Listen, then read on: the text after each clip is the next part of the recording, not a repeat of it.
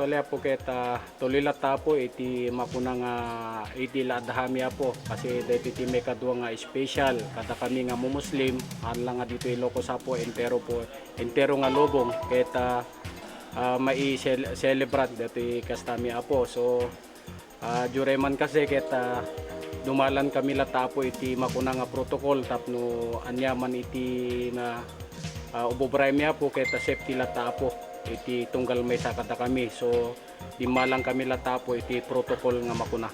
So limited December iti moske katay bigat sir.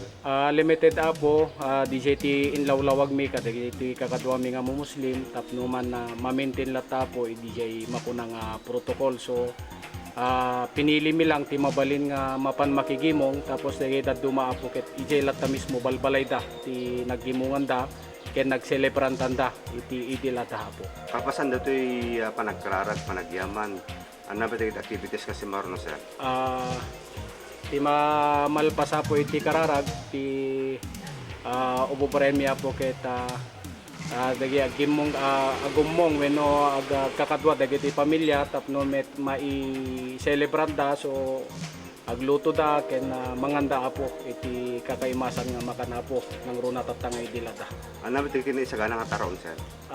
Karaniwan na po ket dagiti baka kalding kada daduma po nga special nga kunada nga makana po kasi mamindwa lang dumalan iti makatawen kada kami nga muslima po.